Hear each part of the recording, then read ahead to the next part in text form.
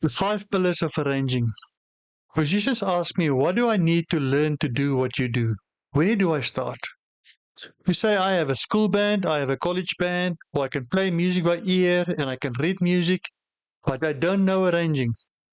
I cannot teach anybody to arrange any quicker than Gordon Ramsay can turn anyone into a chef, but I can show you the way.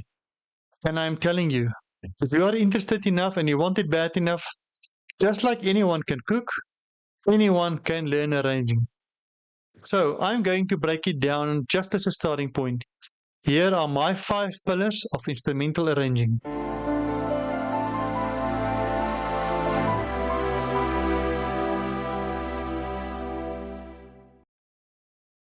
Okay, the 5 pillars of an arranger.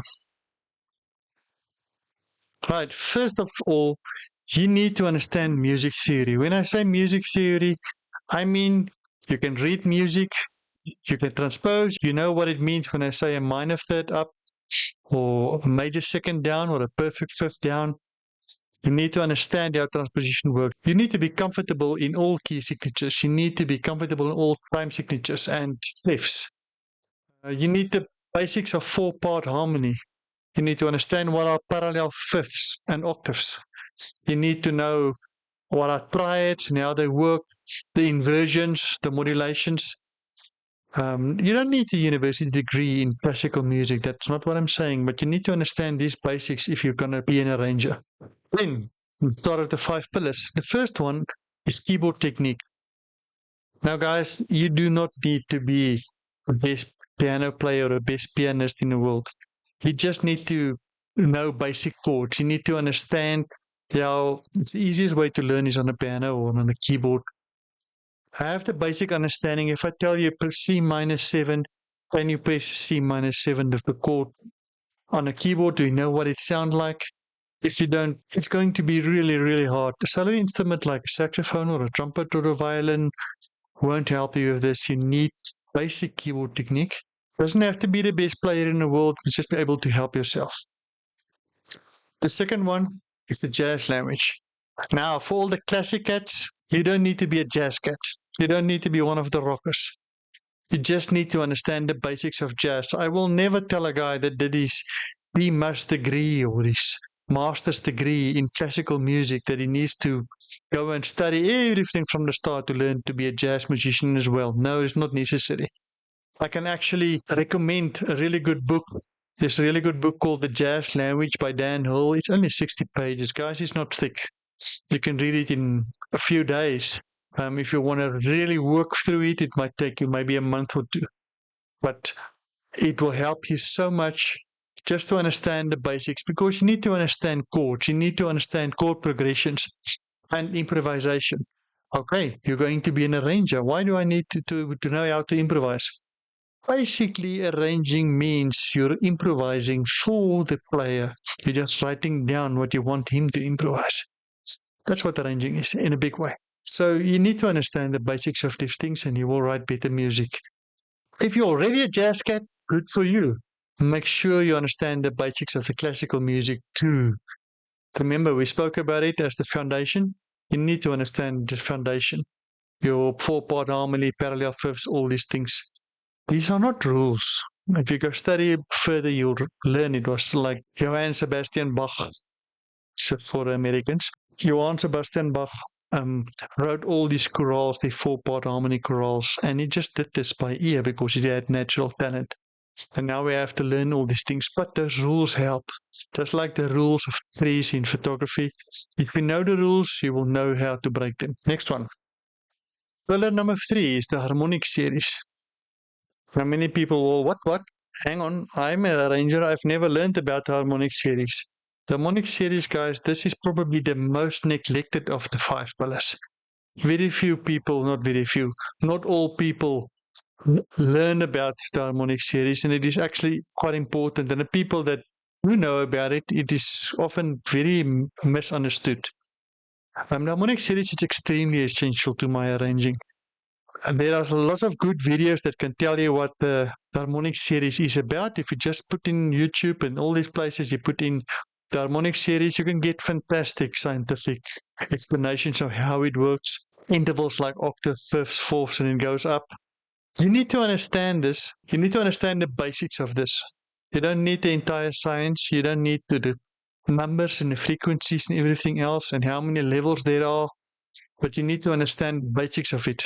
The question is, once you understand what the harmonic series is, how do I apply it in orchestration or arranging? So I will do a video on this in future, not too long, so that you can understand. I want to teach you how do you use the knowledge you learn of the harmonic series in arranging and orchestration. I think that's where most musicians fall short. They understand that there is something like that, but they don't know what to do with it. I will show you. The fourth pillar is ear training, or oral training if you want. It goes about hearing intervals, first of all. My tutor, he's passed away, but my tutor and my mentor many years ago was Mr. Noel Stockton. He was a fantastic lecturer at the University of the Free State in Bloemfontein. At the time, he was fantastic. He taught me, first of all, you take your intervals. Press a note on the keyboard, sing perfect fifth up, right, sing a perfect fifth down, right, go for a minor 6 up, a minor 6 down. Whatever the interval, do it both ways. It's easy to always sing the higher note, also sing the lower note, and learn so that you can easily recognize all intervals. I'm saying all intervals.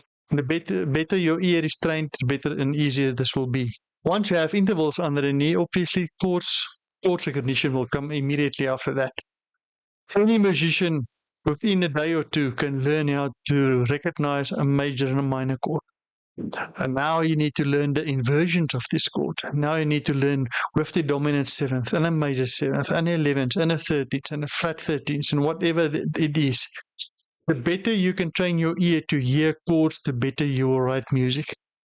For arranging, I must give you this tip. This one is for free. When I do arranging and I do it from a musical source, maybe it's an artist, I don't know, pick your artist, maybe Elton John wrote the song for Lion King, and you listen to the song and you need to rearrange that now. If you really want to hear clearly what's happening, I use really good over-the-ear Sennheiser earphones. I don't use monitors for that, and I don't use cheap earphones. Because you need earphones that are of high quality, that you can hear every instrument. It really pulls it apart in your ear, and you can hear all the frequencies. It's extremely important. You can work without it. You will find it's so much easier if you have a set of good earphones. In ear training as well, listen to a lot of good music. Listen to a variety of lot of good music, not only the styles you like. Also the styles you don't like so much, but you need to teach yourself to listen to. If you hear something and there's a good sound that you hear, oh, that melody sounds great. What is playing there? What is playing? Try to analyze it. Okay, it sounds like this one is a clarinet, and on top of that, there's a vibraphone playing the same melody in unison.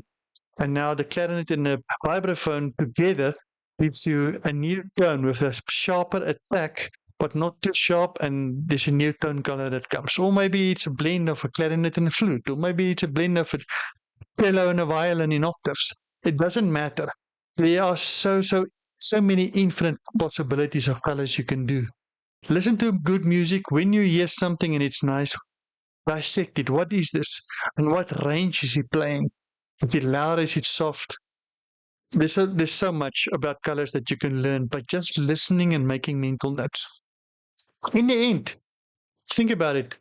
Ear training is very important because people listen to your music. You don't do an arrangement or a composition, and then you print out fantastic scores, and everyone comes to a big hall, and they're sitting there in a Royal Albert Hall, and you put the scores on the screen and they're watching it like a movie. Nope. They are listening to your music. So in the end, what you hear that sounds nice is what they want to hear that sounds nice. It's all about ears. They don't need read notes, they listen. Let's get to the fifth pillar. The fifth pillar is instrumental knowledge. When I have to make a whole series about this, you need to have the basic understanding of the instrument you write for. Let's take the following example. Everybody knows you take a Ferrari or a Lamborghini. The car needs a smooth tar road to come into its own. You have the speed and have the drivability, and it's made for those tar roads. Then you have a 4x4 pickup truck, And that's an off-road vehicle. Yes, I know. All over the world, they drive that in the cities too. Forget that now. What I'm trying to say is you're not going to take the Ferrari and start plowing there in the field or taking it off-road on a game drive on gravel roads. No, you don't do that with the Ferrari. You will have your pickup truck, your 4x4, or your SUV or whatever it is. Use the instrument what it was made for. And you have to understand what the instruments are for. If you use it in the right way, you're going to get so much more out of it. You need to understand the ranges of the instrument. Now, ranges are not easy to understand because every instrument has a range, but there's a range for the number one player in the symphony orchestra, and there's a range for a boy that is only 12 years old. That range is not the same. So your beginner and your intermediate player and your professional player have different ranges. Then there are tone colors to consider for the instruments. There are limitations. Some notes they can't trill. Some notes is difficult to do a tremolo. Some notes is difficult to reach in tune. There are many different limitations. I will go into all of that. Then what is easier and what is harder for the instrument? We will go into that. Then you have to consider dynamic levels. Think about, let's take a flute. Take a flute and you tell it to play pianissimo and you give it a low middle C. They can probably do that. Now give them that low middle C and tell them fortissimo. Very hard. It's too low. It's just too low for the instrument. Fantastic player will get some sound out of it, but it's too low. You need to understand the dynamic levels of every note of every instrument. Then you have to understand your percussion. I've seen so many of my students that do fantastic arrangement and they finally understand all the instruments, but they don't know how to add the percussion because they don't know how a drum kit works, or they don't know how a snare drum works, or the rudiments on a percussion instrument. I'm not asking you to become a percussionist, but I'm asking you to understand the basics. We will go through all of that as well when we get to the videos on individual instruments. But there's a whole series to follow. Let's just put that instrumental knowledge pillar up there because it wasn't on there all the time. Apologies for that. That's what it looks like. And once you have all 5 pillars, guys, then you have the roof and you have the full building of arranging. These are my 5 pillars and this is how they work. Now, what is important, you look at the 5 pillars now and you ask yourself, oh, does Matt have all of these sorted out all the way? No, I don't think anybody in the world can say that unless your surname is something like Beethoven or Bach or John Williams or any of these fantastic maestros.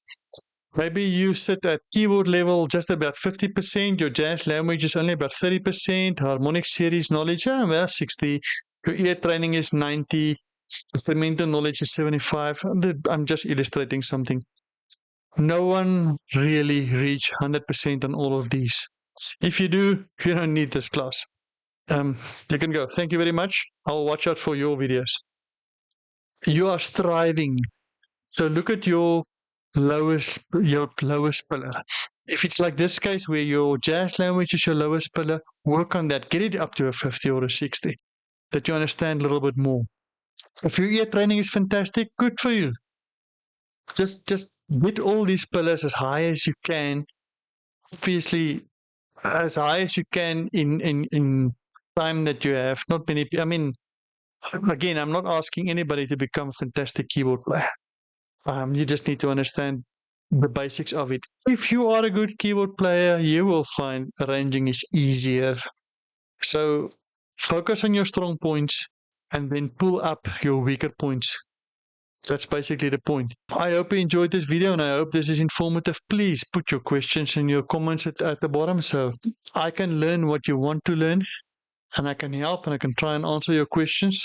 There will be a lot more explaining and expanding on these 5 pillars, so please do subscribe and like so you can get my videos in future. I appreciate it. This is Matt signing off for today.